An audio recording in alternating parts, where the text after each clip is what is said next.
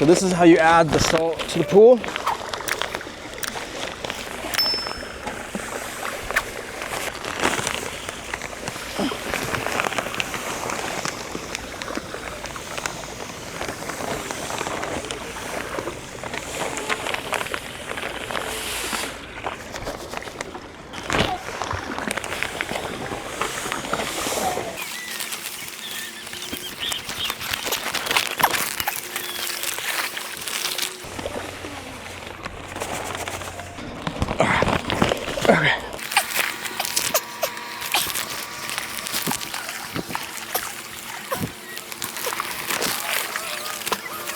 Okay, now for the last bag, this is bag number 5. I'm just gonna pour it into the jet.